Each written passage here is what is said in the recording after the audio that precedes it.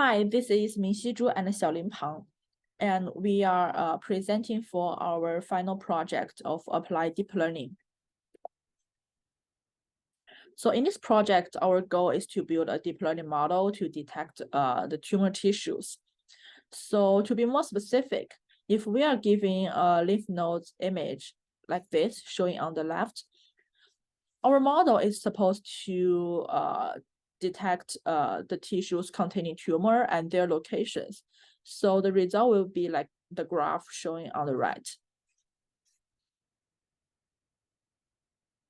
So in this video, we will cover 3 topics. So firstly, I will introduce the data set we have and how we process it. Then Xiaolin will go through the models and show the results. Then also give some possible future improvements. So our data set for the project came from the Chameleon Challenge. It contains hundreds of whole slide images stored in multi-resolution pyramids. And these images present our sentinel lymph nodes and were collected from medical centers. And also for each image, there's a binary mask image shows the tumor section, and they were annotated by expert pathologists. And in our project, we trained the model, use slide image tumor 016 and tumor 091. Then we use tumor 110 to do the prediction and show our results. So to process our data, we create this prepare patches function. So it firstly will extract the small patches from the original image. And in our project, we use the patch size as 75 times 75. And there is a conditional sentence. So after extracting the patches, the sentence will filter out the non-tissue areas. And then the patches were classified to like negative or positive. So positive means the patch contains the tumor tissues, while negative does not.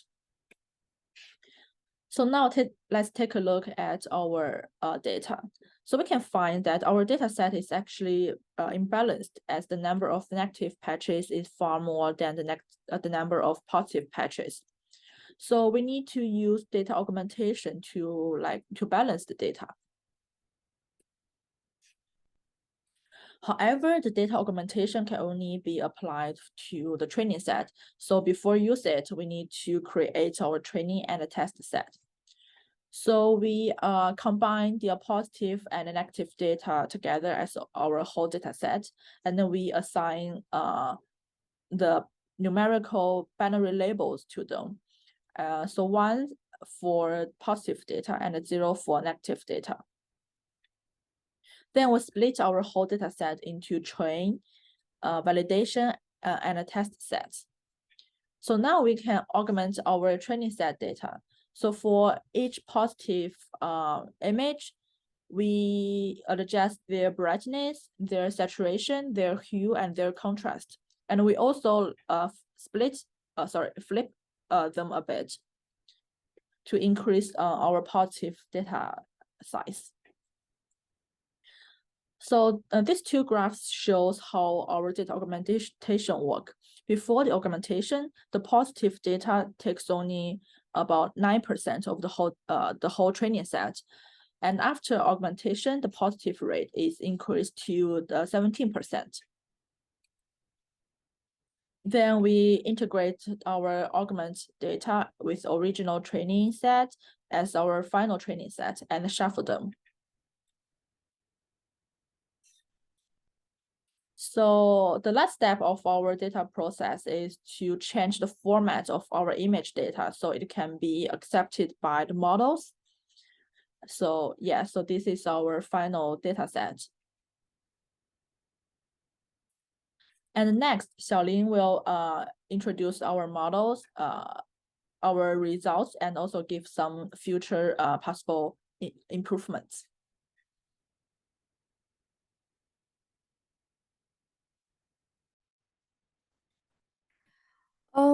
Then let's talk about our models. The first one is our self-defined base model.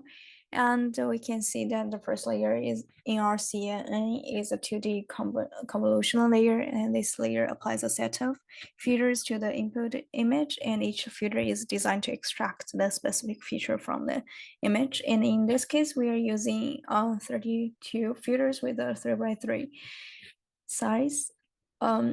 And we're padding the input image with 0, and so that the input and output has the same size. And also we are using the ReLU activation function to introduce a nonlinearity into the model. And then we have a max pooling layer, and this one is just to reduce the computational complexity of the model and also help to reduce the overfitting.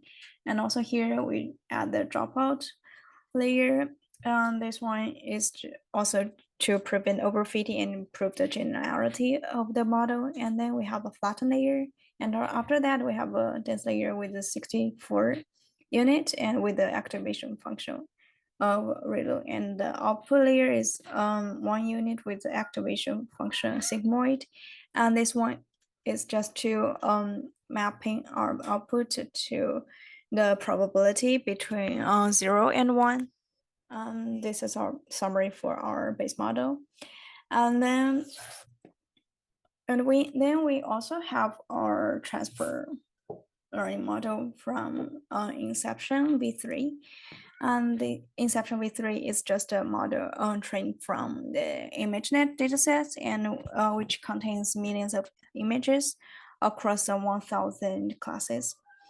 And first thing we'll notice that we're setting the include top parameter to false. This means that we're not using the fully connected layers of the Inception v3 model, and we only using the convolutional layers. And we also setting the weight parameter to none, which means that we're training the base model from scratch. And the trainable attributes mean equals to true means that we'll be training all of the layers of the base model, including the convolutional layers. And after that is just a simple sequential model, which is very similar to our base model. And this is also our summary for the transfer learning model.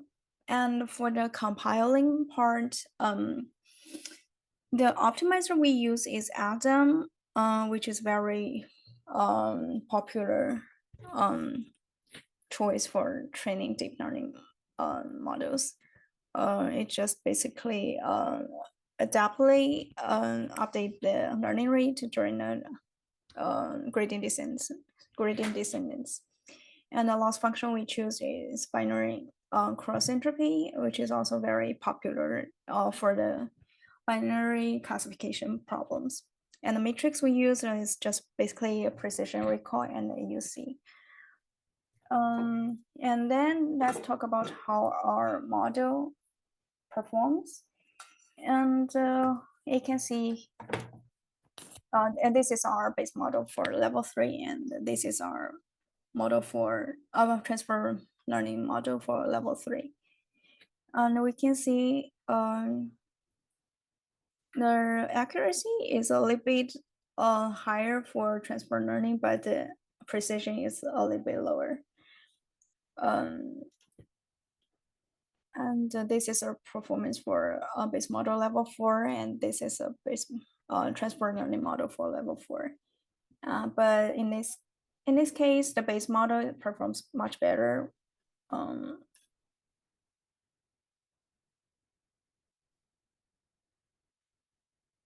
Yeah, maybe this may because